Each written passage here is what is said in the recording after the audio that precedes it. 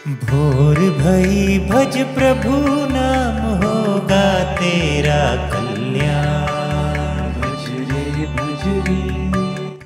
दिन दूनी रात चौगनी तरक्की करना। चंद्रभान नाम का एक राजा था। उसका बहुत विस्तृत राज्य था। राजा की यश कीर्ति चारों ओर फैली थी। राज्य दिन दुगनी रात चौगनी तरक्की कर रहा था। प्रजा बड़े अमन चैन से थी। राज्य में कभी उपद्रव नहीं होते थे। उसी राज्य के बराबर में एक दूसरा छोटा सा राज्य था। वहां के राजा का नाम कृष्णकांत था। उसके राज्य में आए दिन लड़ाई झगड़े होते रहते थे। पूरे राज्य में आतंक का बोलबाला था। प्रजा सदैव दुखी रहती थी। राज्य की आर्थिक स्थिति भी ठीक न थी। इन सब कारणों से राजा कृष्णकांत बहुत परेशान रहता था।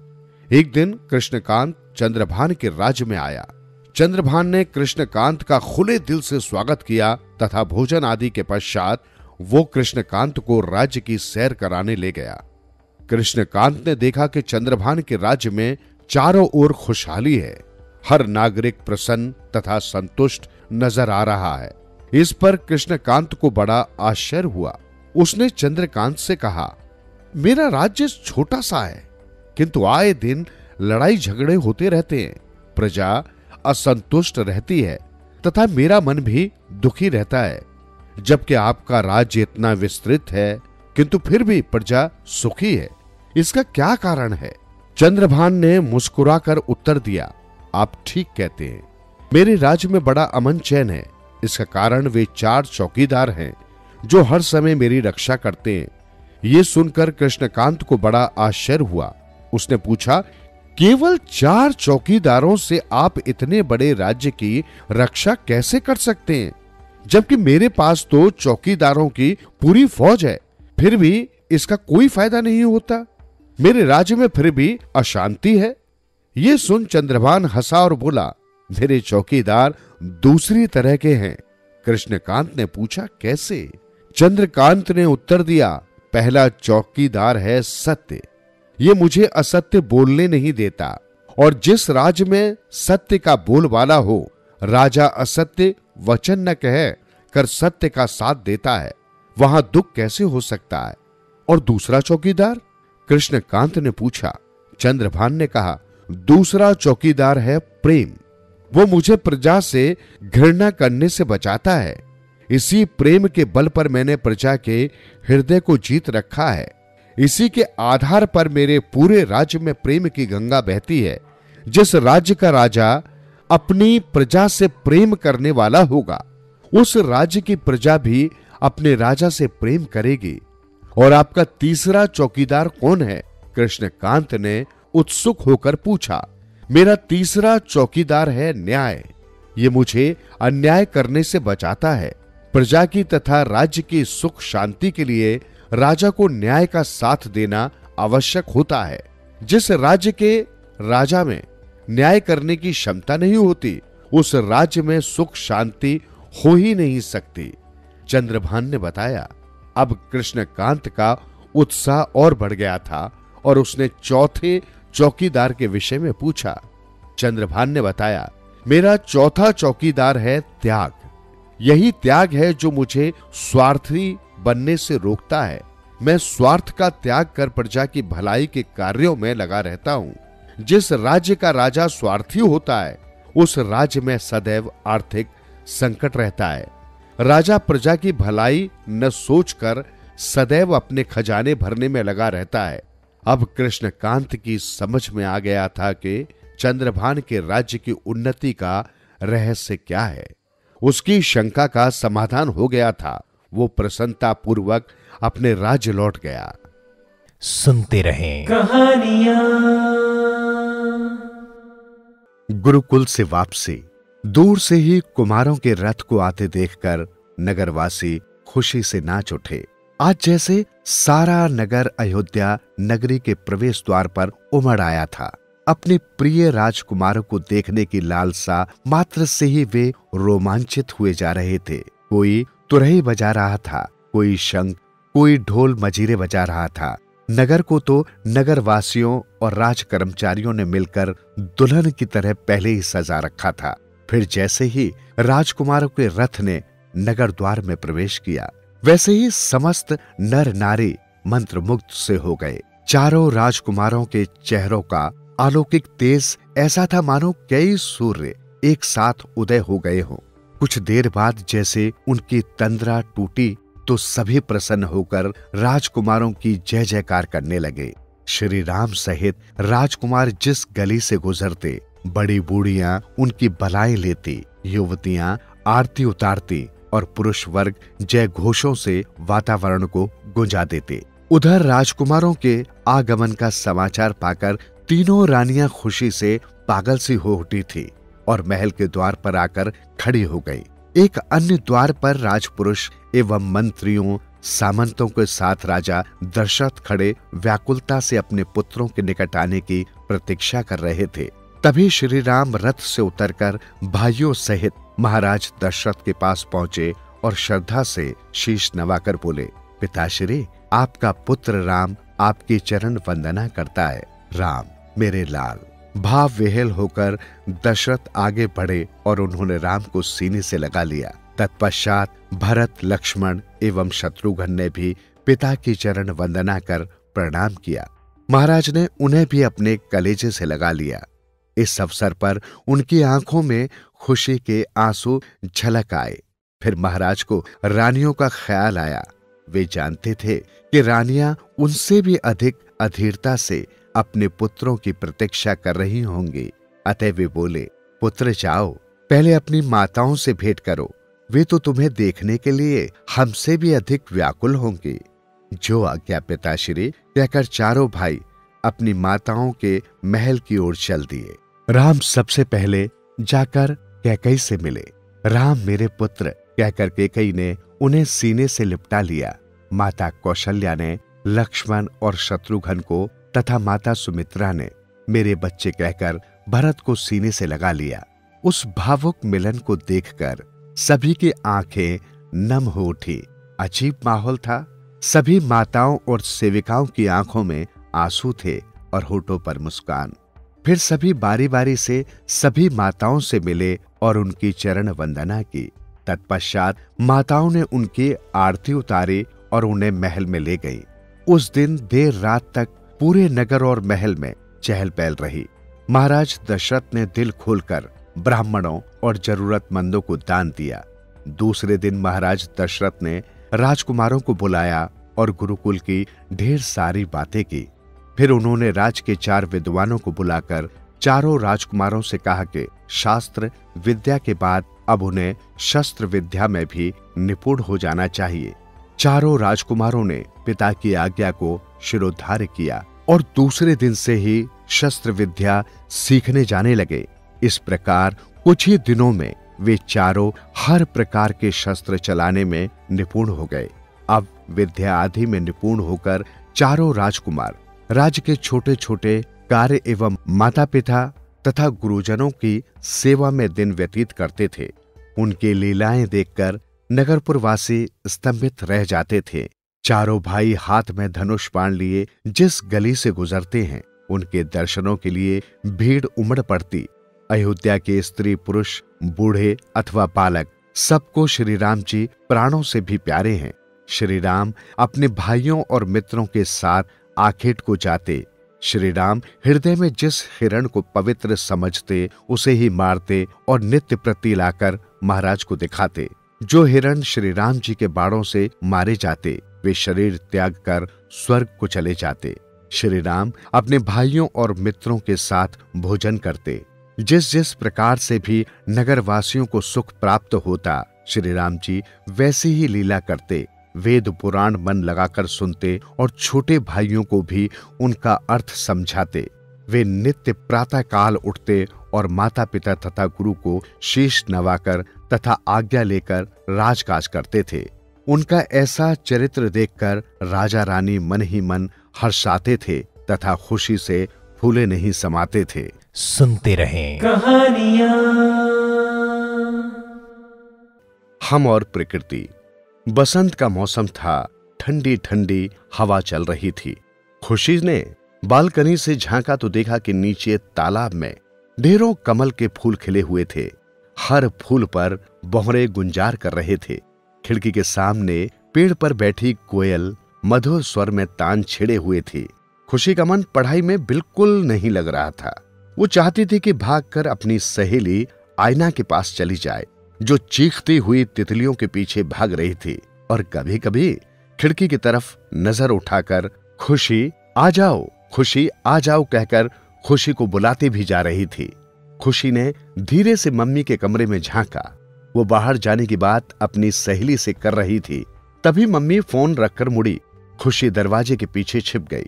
मम्मी बाहर आकर बोली, आया, खुशी कहाँ है? मम्मी, मैं तो यहाँ छिपी थी।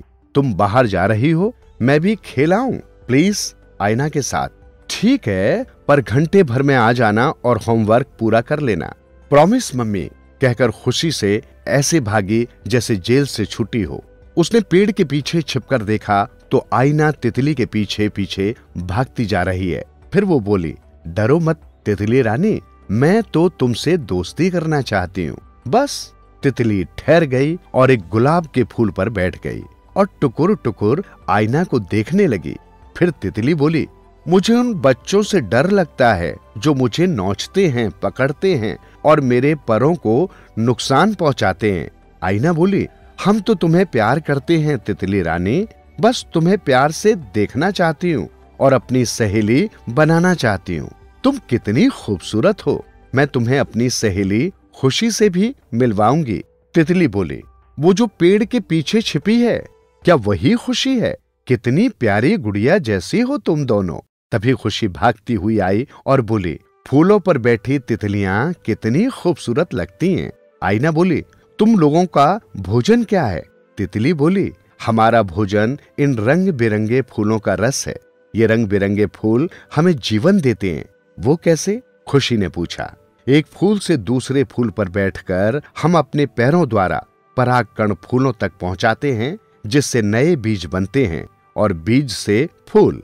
इस तरह सबकी बगिया फलती फूलती है हमारी वजह से। हम सारा दिन काम करते हैं। तितली बोली, तब तो तुम सब थक जाती होगी, आराम कब करती हो?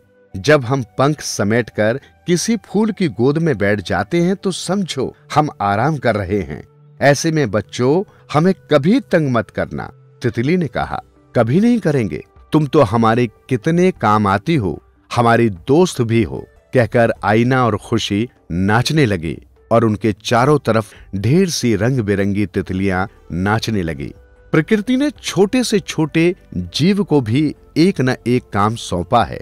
किसी को भी दुख पहुंचाए बिना हमें अपना काम करना चाहिए, तभी प्रकृति और हम मिलकर जीवन को ज्यादा सुखमय बना सकते हैं। कहकर उनकी दीदी चांदनी उन्हें समझाने लगी। हाँ दीदी, हम कभी भी किसी परिंदे को नहीं छेड़ेंगे। कहकर आईना और खुशी नाचती कूदती चली गई। चांदनी मुस्कुराने लगी। सुनते रहें कहानियां। काशी पंडित। गौरीपुर नगर में अवधानी नामक एक काशी पंडित रहा करता था। वो बचपन में ही घर से भाग गया था। वो बहुत समय तक काशी के पंडितों के यहाँ रहा था। वर्षों तक शास्त्रों का अध्ययन करने के बाद वो अपने गांव लौटा था। चूंकि विद्या अध्ययन काशी में किया गया था, इसलिए सब उसे काशी पंडित कहा करते थे और उसका आदर भी करते थे। इस कारण उसमें गर्व की मात्रा हद से ज्यादा बढ़ गई। वो साथ के पंडितों की हंसी उड़ाता और उनकी अवहेलना करता रहता था। उसकी ये बुरी आदत जोर पकड़ती गई। एक बार वो अपनी बहन को देखने के लिए हरिपुर गया। रात को भोजन करने के बाद बहन ने भाई से कहा, भैया, रात को मंदिर में सीताराम कल्याण महोत्सव संपन्न होने वाला है। इस अवसर पर सीताराम के कल्याण का कठपुतलियों का खेल होगा। इसकी रचना तुम्हारी बहनोई ने की है। तुम उनकी प्रशंसा करोगे तो उनकी रचना का गौरव बढ़ेगा। बहन की बात सुनकर अवधानी मुस्कुराया और चुप हो गया। रात को मंदिर में कठपुतलियों का खेल प्रारंभ हुआ। खिलाड़ियों ने खेल में अवधानी के आगमन पर उसका अभिनंदन किया। उन्होंने कहा, महोदय, हमारा ज्ञान अल्प है। आप जैसे महान पंडितों के आने से हमारा उत्साह 2 गुना हो गया है। अगर कोई दोष हो तो क्षमा करें। ये सुनकर अवधानी दर्प में हुंकार भरते हुए बोला, तुम लोगों की कला पेट भरने के लिए है, फिर भी मेरे बहनोई तुम लोगों पर दया करके रचनाएं रच रहे हैं। चूंकि रचयिता मेरे बहनोई हैं, इसलिए कुछ परिवर्तन अथवा सुधार चाहिए होगा तो मैं सूचित करूंगा। खेल शुरू हो गया। पुत्र की कामना करते हुए दशरथ के यज्ञ करने की घटना दिखाई जा रही थी। सूत्रधार ने बताया कि यज्ञशाला में 21 प्रकार के पेड़ों की लकड़ियों से बने स्तंभों को खड़ा कर दिया गया। बस अवधानी झटक कर उठा और बोला, क्या यज्ञशाला में 21 प्रकार के पेड़ों की लकड़ियों से बने खंबे खड़े कर दिए गए? ठीक है, तुम्हें 21 पेड़ों के नाम बताने की जरूरत नहीं है, कम से कम 10 प्रकार के पेड़ों के नाम तो बताओ। सूत्रधार ये सुनकर बहुत क्रोधित हुआ। उसने तीव्र स्वर में अवधानी से कहा, महाशय, पेट भरने के लिए ही हम ये खेल खेलते हैं। हाँ, हम मानते हैं कि हमारे कथन में अतिशयोक्ति है। हम जैसे अनपढ़ लोग 21 प्रकार के पेड़ों के नाम कैसे जान पाएंगे? आप जैसे पंडित इन पेड़ों के नाम बताएंगे तो भविष्य में प्रदर्शित होने वाले इन खेलों में उनके नाम भी हम सही सही बता पाएंगे। ये सुनकर अवधानी चित्त हो गया। उसके मुंह से एक भी बात नहीं निकली। उन पेड़ों का नाम बताना असाध्य कार्य था। वो सोच में पड़ गया कि इस अपमान से अपने को कैसे बचाऊं। बहनोई ने अपने साले की परेशानी देखी। उसने सूत्रधार से कहा, हमारा साला उत्तम कोटि का काशी पंडित है, कोई ऐसा विषय नहीं जिसे वो नहीं जानता हो। इन स्तंभों के नाम तो मैं उन्हीं से जान पाया हूँ, तुम लोगों को बता भी चुका हूँ। पेड़ों के नाम उन्हीं से पूछना एक पंडित का अपमान है। उनकी तो कामना थी कि उन पेड़ों के नाम आप लोग स्वयं बताएं और अपने को समर्थ प्रमाणित करें, इसलिए आपसे उन्होंने ऐसा प्रश्न किया। ये सुनकर तालियों की गड़गड़ाहटों के बीच सूत्रधार ने स्मरण करते हुए एक एक करके उन पेड़ों के नाम बताए। इस घटना के बाद अवधानी का गर्व चूर चूर हो गया। तब से वो पंडितों से विनय से बात करने लगा और सामान्य लोगों से आदर के साथ। उसके स्वभाव में आमूल परिवर्तन हो गया। सुनते रहें कहानियां। कविता। एक गांव में 4 मित्र रहते थे। उनके पास कुछ काम धंधा नहीं था। उनकी हालत अच्छी नहीं थी। एक दिन चौपाल में आग तापते हुए उन्होंने आपस में सलाह की कि चलो कोई कविता बनाकर राजा को सुनाए। राजा उदार है, कुछ इनाम मिल जाएगा। बस फिर क्या था। सवेरा होते ही चारों राजधानी की ओर चल दिए। उन्होंने सोचा कि कविता की रचना रास्ते में ही कर ली जाएगी। चलते चलते भूख लगी तो सबने जामुन के पेड़ से रस भरे जामुन पेट भर खाए। जब चलने लगे तो उनमें से एक बोला, जामुन अंत न पाई, यानी ऐसी जामुन दूसरी जगह नहीं मिली। ये कहते कहते वो उछल पड़ा और बोला, भाई मेरे हिस्से की कविता तो बन गई। चारों फिर चल पड़े। चलते चलते राह में एक विशाल वट वृक्ष मिला। उस पर सैकड़ों पक्षी ची ची कर रहे थे और इधर से उधर डालियों पर आ जा रहे थे। उनकी चहचहाट सुनकर दूसरा बोला, भाई मेरी भी कविता बन गई। सब बोले, कैसी है, सुना सुना। वो बोला, बरा तभी मची गई रार, यानी वट वृक्ष के नीचे झगड़ा मच गया। चारों फिर आगे बढ़े। कुछ दूर जाकर उन्हें एक गूलर का पेड़ दिखाई दिया। सबने सोचा चलो इसके फल ही खाए जाए। जब वे पास पहुंचे तो देखा कि गूलर में कोई फल नहीं है। तीसरा देखकर झट से बोला, भाई मेरी भी बन गई। सबने पूछा क्या, सुनाओ। वो बोला, गूलर के फल झर गए। अब चौथे को बड़ी चिंता हुई। एक गांव के करीब से गुजरते हुए उसने एक औरत को टोकरी में कुछ ले जाते देखा तो पूछा, इसमें क्या ले जा रही हो? स्त्री बोली, कुछ नहीं, यहीं से पीपल के पत्ते बीन कर ले जा रही हूँ। इतना सुनते ही चौथा उछल पड़ा, बोला, बस बस मेरी भी बन गई। सुनो, पीपर लाए नार, यानी पीपल स्त्री ला रही है। कहीं भूल न जाएं तो सारे रास्ते अपनी अपनी पंक्तियां रटते गुनगुनाते हुए वे चारों राजा के महल में पहुंचे और संदेशा भेजा कि 4 लोगों ने मिलकर एक कविता लिखी है जिसे राजा को सुनाने आए हैं। राजा ने सम्मान सहित उन्हें ठहराया और स्वागत सत्कार के बाद दरबार में बुलवाया तो उन्होंने एक एक कर अपनी अपनी पंक्तियां दोहरा दी। जामुन अंत न पाई, वरा तरी मची गई रार, गूलर के फल झर गए, पीपर लाए नार। न तो राजा और न दरबारी इसका अर्थ समझ पाए, लेकिन उन्होंने ये जाहिर नहीं होने दिया। सोचा 4 विद्वानों ने मिलकर कविता रची है तो जरूर कोई गहरा अर्थ होना चाहिए। राजा ने काफी सारा इनाम देकर उन्हें विदा किया। राजा की दानशीलता की प्रशंसा करते हुए उन चारों ने घर की राह पकड़ी। इधर राजा और दरबारी अर्थ जानने की चिंता में बैठे थे। तभी विद्वान मंत्री दरबार में आए और सबकी चिंता का कारण पूछा। राजा ने बताया कि 4 विद्वानों की बनाई कविता का अर्थ ठीक नहीं बैठ रहा। मंत्री ने कविता सुनकर कहा, महाराज, ये तो लंका के राजा रावण की पत्नी मंदोदरी के वचन है। इनका अर्थ तो बहुत सरल है। मंदोदरी कहती है, जा मनु अंत न पाई, अर्थात जिसका मुनियों ने अंत नहीं पाया उससे वरातरी मची गई रार, अर्थात तुमने आज 12 मास हुए झगड़ा यानी रार मचा रखी है। ऊपर के फल झर गए यानी तुम्हारी आयु रूपी वृक्ष के फल झर गए, तुम्हारी आयु पूरी हो गई। पीपर लाए नार, अर्थात हे प्रीतम, तुम पराई स्त्री का अपहरण कर लाए हो। मंत्री के अर्थ राजा और दरबारियों को खूब जचे और वे सब उन चारों के बुद्धि कौशल की प्रशंसा करने लगे। चारों दोस्त भी इनाम पाकर खुशी खुशी राजा की दानशीलता की महिमा का बखान करते हुए अपने गांव की ओर बढ़े जा रहे थे। सुनते रहें कहानियां। लाखन डाकू। लाखन नामक डाकू शहर से दूर बीहड़ जंगलों में एक झोंपड़ी बनाकर रहता था। उसने अपनी झोंपड़ी के चारों तरफ ढेर सारे फूल, खूबसूरत झाड़ियां व ढेरों आम, लीची, नारंगी के वृक्ष लगा रखे थे।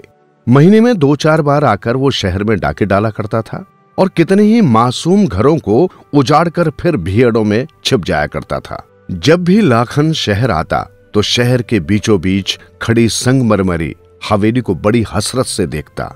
वो सोचता कि न जाने इस हवेली में कितना खजाना भरा पड़ा होगा और न जाने वो कौन सा दिन आएगा जब मैं इसे लूटकर फिर हमेशा के लिए चैन की बंसी बजाऊंगा। एक बार जब वो डाके के इरादे से शहर आया तो बहुत खुश हुआ। चोर, डाकुओं, अपराधियों को अंधेरा बहुत पसंद होता है। आज भी घना अंधेरा छाया हुआ था। घने काले बादल आसमान में गरज रहे थे। चांद तारे न जाने कहां सिमट गए थे। रात की निर्वता गहरी हो गई थी। लाखन को लगा कि आज की रात मुरादों की रात बनकर आई है। आज तो मैं इस हवेली को लूटकर हमेशा के लिए डाकों से तौबा कर लूंगा। बूढ़ा भी हो गया हूं, अब जिंदगी में चैन चाहता हूं। पौष मास की सर्द हवाएं शरीर को ठंड से जमा रही थी। गहरा सन्नाटा था, मगर लाखन के माथे पर पसीने की बूंदें छलक रही थी। मन में अपराधी भाव थे, साथ ही सतरंगी सपने भी। वो सधे कदमों से हवेली की ओर बढ़ा और दीवारों से छज्जों के सहारे छत पर चढ़ा और फिर एक मजबूत रस्सी के सहारे दुछत्ती पर घर के आंगन में उतर गया। हवेली के मुख्य द्वार पर चौकीदार गहरी नींद में कंबल ओढ़े सो रहा था। उसकी रही सही चिंता भी दूर हो गई। आंगन में हल्की पीली बीमार रोशनी जल रही थी। आंगन के बीचों बीच फवारा था, जहां संगमरमर की बनी एक खूबसूरत औरत घड़ा लिए पानी उड़ेल रही थी। चारों तरफ बरामदे व कमरे ही कमरे थे। तभी निराशा की रेखाएं उसके चेहरे पर आने लगी। उसे लगा कि उसके सारे मंसूबों पर आज पानी फिर जाएगा। उसका सपनों से बनाया संसार आज उजड़ जाएगा। कारण एक कमरे से तेज रोशनी छनकर किवाड़ों की दराजों में से बाहर आ रही थी। उसके पांव ठिठक गए और शरीर शिथिल पड़ने लगा।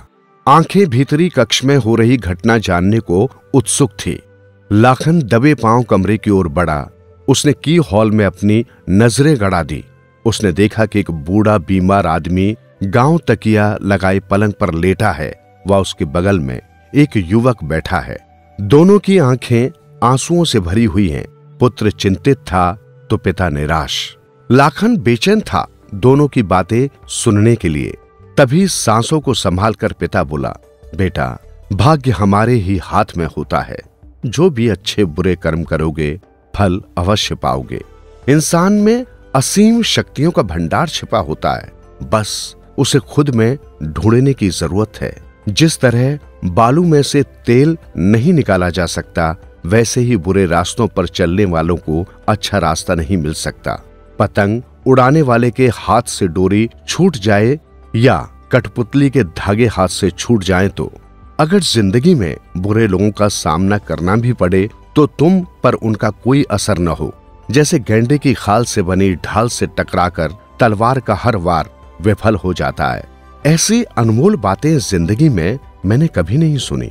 मुझे तो आज ऐसा खजाना मिल गया कि मेरी पूरी जिंदगी चैन से कट जाएगी।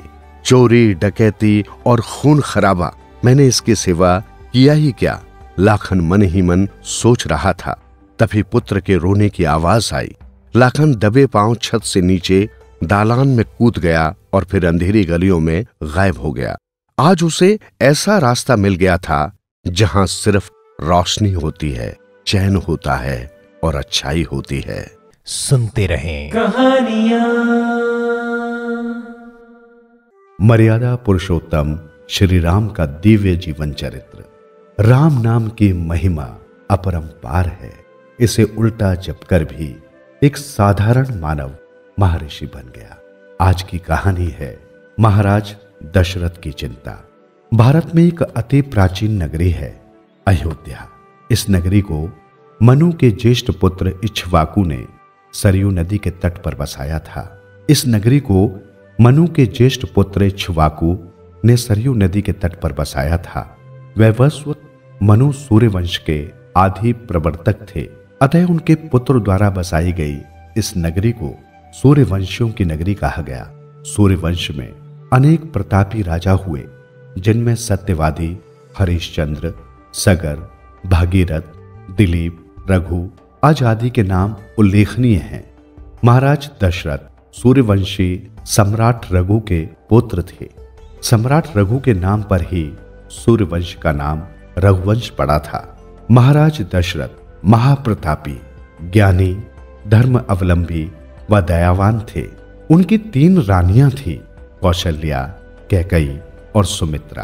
तीनों ही सुंदर, सुशील, पतिव्रता एवं पवित्र आचरण करने वाली थी।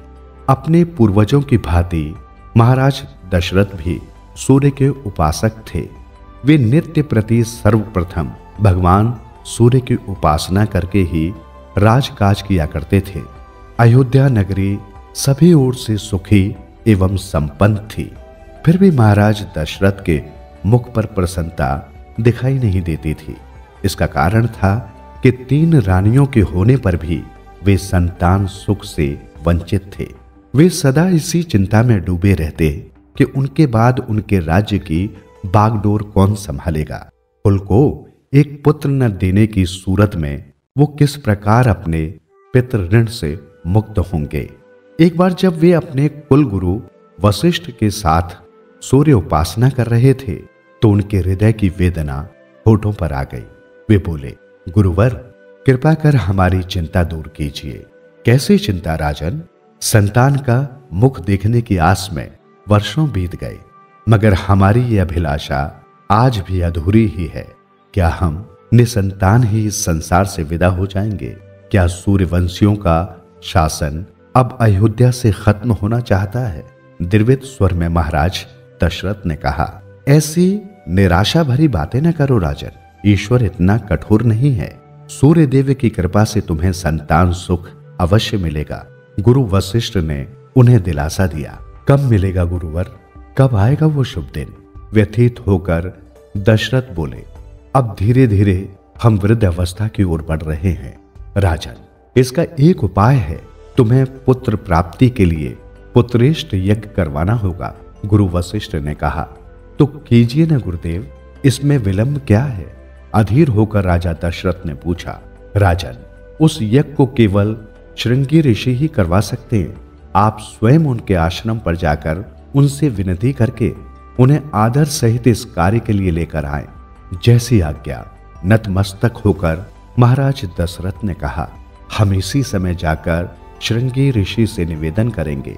फिर महाराज दशरथ उसी दिन नंगे पांव चलकर श्रृंगी ऋषि के आश्रम पर जा पहुंचे। श्रद्धा और भक्ति पूर्वक उन्होंने श्रृंगी ऋषि को प्रणाम कर उनकी चरण वंदना की। तत्पश्चात हाथ जोड़कर पुत्रेष्ट यज्ञ करवाने का निवेदन किया। श्रृंगी ऋषि ने उनके निवेदन को स्वीकार कर लिया और उसी दिन राजा दशरथ के साथ अयोध्या आकर यज्ञ का आयोजन किया। यज्ञ के आयोजन की खबर पूरे अयोध्या में फैल गई। समस्त नर नारी अपने राजा के संतानवान होने के लिए ईश्वर से प्रार्थना करने लगे।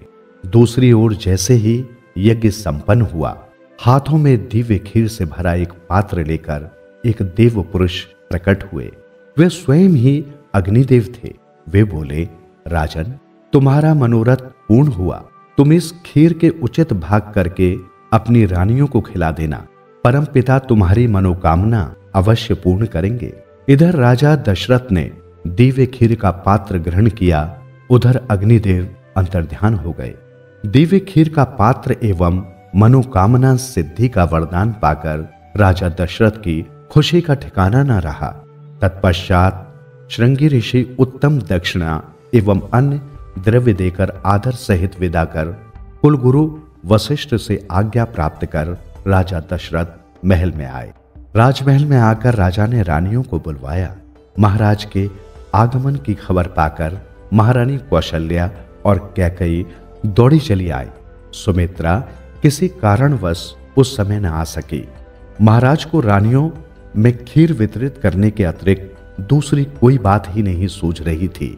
वे तो यही चाहते थे कि रानियां अति शीघ्र उस खीर का सेवन कर ले, ताकि देववाणी भी शीघ्र सत्य सिद्ध हो। अतः उन्होंने खीर 2 भागों में बांटकर कौशल्या और कैकेयी को दे दी और बोले, तुम यथा शीघ्र ये खीर खा लो।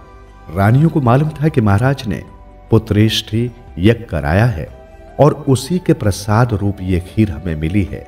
तभी उन्हें सुमित्रा का ध्यान आया, तो उन्होंने अपने अपने भाग में से आधा आधा भाग सुमित्रा के लिए निकाल दिया। उसी समय सुमित्रा ने वहां आकर अपने हिस्से के दोनों भाग खा लिए। उस दिव्य खीर के प्रताप से समय अनुसार तीनों रानियां गर्भवती हो गई। जब ये समाचार महाराज दशरथ को मिला तो उनकी खुशी का पारावार न रहा। अब वे संतान की ओर से चिंता मुक्त हो गए।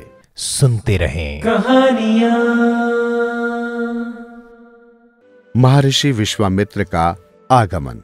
सभी अयोध्यावासी सुख और आनंद में थे। जहां साक्षात ईश्वर विराजमान हो, वहां सुख और आनंद क्यों न होगा। किंतु कभी कभी जैसे शांत जल में पत्थर फेंककर हलचल पैदा कर दी जाती है, इसी प्रकार की हलचल एक दिन महाराज दशरथ के हृदय में भी उठी। जब महर्षि विश्वामित्र उनके दरबार में पधारे, राजा दशरथ एवं कुलगुरु वशिष्ठ उनकी आगमनी के लिए द्वार पर गए और सम्मान सहित भीतर लाकर उन्हें आसन दिया। तत्पश्चात राजा दशरथ बोले, मेरे अहो भाग्य भगवान, साथ ही अयोध्या नगरी भी भाग्यशाली है जहां आपके चरण पड़े। कहिए दास किस प्रकार आपकी सेवा करे। राजन, राक्षसों ने हमारा जीना कठिन किया हुआ है। वे हमारे यज्ञों में बाधा डालते हैं। ज्यों ही पूर्ण आहुति का समय आता है, वे यज्ञ कुंड को अपवित्र कर देते हैं। अतः उन राक्षसों से हमारी रक्षा करें और हमारे यज्ञों को सुरक्षा प्रदान करें। महर्षि विश्वामित्र ने अपने आने का प्रयोजन बताया। तब महाराज दशरथ ने उन्हें आश्वासन दिया और बोले, मुनि श्रेष्ठ, आप चिंता न करें। हम आज ही अपने सैनिकों का एक दल भेजकर उन राक्षसों का विनाश करवा देंगे। नहीं राजन, वे राक्षस बड़े ही बलशाली, धूर्त और प्रपंची हैं। वे आपके सैनिकों के काबू नहीं आएंगे। हो सकता है आप अपने सैनिक दल से ही हाथ धो बैठे। फिर आप क्या चाहते हैं? राजा दशरथ असमंजस में पड़ गए। क्या हम स्वयं चलें? नहीं, आपको भी कष्ट करने की आवश्यकता नहीं। आप अपने पुत्र राम लक्ष्मण को हमारे साथ भेज दें। ये सुनते ही महाराज दशरथ का हृदय कांप उठा। वे सहम कर बोले, क्या कह रहे हैं मुनिवर? कहाँ वे भयानक राक्षस और कहाँ मेरे सुकुमार बालक? एक पूरा सैनिक दल जिन राक्षसों को मारने के लिए कम है, वहाँ क्या वे 2 बालक उनसे निपट सकते हैं? राजा को इस प्रकार बातें बनाते देखकर मुनि विश्वामित्र उठ खड़े हुए और नाराज होकर बोले, राजन, यदि हमारा प्रस्ताव मंजूर नहीं तो स्पष्ट कहो। इस प्रकार की बातें बनाकर हमें टालने की चेष्टा न करो। कहकर विश्वामित्र द्वार की ओर बढ़ गए। जाते जाते बोले, हम चलते हैं राजन।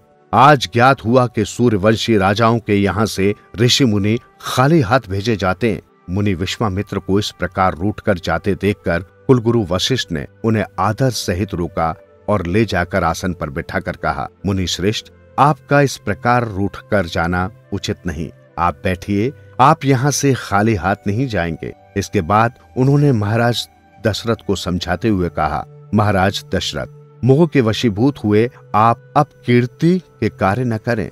मोह और आज्ञा को छोड़कर आप राम लक्ष्मण को मुनि विश्वामित्र के साथ भेज दें। इससे आपकी कीर्ति बढ़ेगी, धर्म की रक्षा होगी और राजकुमारों का भी कल्याण होगा। इस प्रकार बहुत सी बातें जब कुलगुरु वशिष्ठ ने महाराज दशरथ को समझाई तो उनका मोह दूर हो गया। उन्होंने तुरंत राम लक्ष्मण को बुलाकर उन्हें मुनि विश्वामित्र की सेवा में अर्पित कर कहा, क्षमा करें मुनिवर, मोह के वशीभूत हो मैं अज्ञानी हो गया था। आज से ये दोनों कुमार आपकी सेवा में रहेंगे। और इस प्रकार मुनि विश्वामित्र राम लक्ष्मण को साथ लेकर चल दिए। सुनते रहें कहानियां। मातृभूमि लौटाओ। यहूदियों पर अंग्रेजों का राज था। तरह तरह से वे उनको तंग करते थे। वे जिसको भी गुलाम बना लेते, उन्हें कभी भी इंसानों की तरह ट्रीट नहीं करते थे। जरा जरा सी गलतियों पर डंडों से मारना, तोप से उड़ा देने जैसी सजाएं इनके लिए आम बात थी। हिंदुस्तान में जलियांवाला बाग इनकी क्रूरतम घटनाओं में से एक है। आज भी जब हिंदुस्तान का छोटा बच्चा इस घटना को सुनता है तो उसका खून खौलने लगता है। द्वितीय महायुद्ध का समय था। इंसान इंसान का दुश्मन हो रहा था।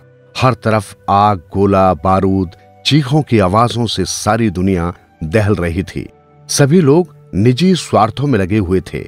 ऐसे हालात में एक यहूदी ने ब्रिटेन को अपने अथक परिश्रम और लगनपूर्ण वैज्ञानिक उपलब्धियों से न केवल पूरा सहयोग दिया, बल्कि इस महायुद्ध में ब्रिटेन ने जो भी नाम कमाया उसमें इस महान यहूदी का सबसे बड़ा योगदान था। इस महान यहूदी वैज्ञानिकों की सेवाओं से अंग्रेज बेहद खुश हुए और उन्होंने ये निश्चय कर लिया कि जो ये वैज्ञानिक चाहेगा हम उसे जरूर देंगे। किसी की सेवाओं को पुरस्कृत करना है, ये सोचना भी ब्रिटेन के लिए बड़ी बात थी। मीटिंग हुई। एक उच्च ब्रिटिश शासन अध्यक्ष ने यहूदी वैज्ञानिक से कहा, आपने अपना देश होते हुए भी ब्रिटेन की महान सेवा की है। इन सेवाओं से खुश होकर ब्रिटेन आपका सम्मान करना चाहता है। आप जो चाहे मांग लें। हमारा आपसे ये वादा है कि हम आपको जरूर देंगे। ऐसे वक्त में करोड़ या 2 करोड़ की संपत्ति, कोई जागीर या कोई पद प्रतिष्ठा प्राप्त की जा सकती थी। यहूदी वैज्ञानिक के मन में इच्छाएं जन्म लेने लगीं। उसकी आंखों में भावी जीवन के ऐश्वर्यपूर्ण दृश्य घूमने लगे। उसने सोचा कि कई करोड़ की संपत्ति ले लूं और अपने बच्चों व पत्नी के साथ सम्मानपूर्ण जीवन जी लूं। गुलाम जिंदगी से वो परेशान हो चुका था। पत्नी बच्चों से बरसों से अलग था। माँ बाप को देखे जमाना गुजर गया था। उसने एक खूबसूरत जिंदगी का सपना पल भर में देख डाला, जिसमें वो सबके साथ होगा। पर अगले ही पल माँ की दी हुई शिक्षाएं उसे याद आने लगी कि बेटा, अपने देश से ऊंचा दुनिया में कुछ भी नहीं। मातृभूमि के लिए छोटे मोटे सुख तो क्या, प्राण भी न्यौछावर करने पड़े तो भी कम है। बचपन में देश के लिए जो चिराग उसकी माँ ने जलाया था, वो अचानक से तेजी से जलने लगा। उसके अंदर से आवाज आई, जैसे माँ कह रही हो, बेटा, देश की रक्षा के लिए कुछ योगदान दो। तेरे भाई बहन और देशवासी अंग्रेजों के गुलाम बने हुए हैं। अंग्रेज उन्हें तरह तरह से यातनाएं दे रहे हैं। उनकी रक्षा करो बेटा। देखना, यहूदियों का जब भी इतिहास लिखा जाएगा तो तू हमेशा सितारा बनकर जगमगाएगा। अचानक यहूदी वैज्ञानिक बोला, सर, यदि आप कुछ दे सकते हैं तो हमारी मातृभूमि हमें लौटा दीजिए। अंग्रेजों ने यहूदियों को फिलिस्तीन का कुछ भाग लौटा दिया। जहां यहूदी फिर संगठित हुए, उस भाग को सबने मिलकर उन्नत बनाया। ये सबके सामूहिक श्रम का फल है कि आज इजराइल न केवल आंतरिक दृष्टि से संपन्न है, बल्कि छोटा होने पर भी विश्व के रंगमंच पर एक खास जगह रखता है। इस यहूदी वैज्ञानिक ने एक भव्य इतिहास बनाया और विश्व में सितारा बन जगमगाया। सुनते रहें कहानियां। मेलजोल। जब सुमित के विवाह की चर्चा हो रही थी, तब शेखर की पत्नी पार्वती ने कहा, मेरी समझ में नहीं आ रहा कि उस नरेंद्र से अपनी बेटी की शादी की बात आप क्यों और कैसे सोच रहे हो। वो तो हमारे पट्टे पर दिए गए खेत पर निर्भर है, उसकी तो और कोई आमदनी भी नहीं है। ऐसे निर्धन से शादी करने से हमारी बेटी कैसे सुखी रह सकती है? आखिर वो हमारी इकलौती बेटी है। उसके भविष्य का ख्याल अगर हम नहीं रखेंगे तो कौन रखेगा? मेरी सहेली दुर्गा का बेटा प्रताप देखने में सुंदर है, हमारी तरह उसकी भी काफी जायदाद है। ये रिश्ता बिल्कुल ही हमारे स्तर का होगा।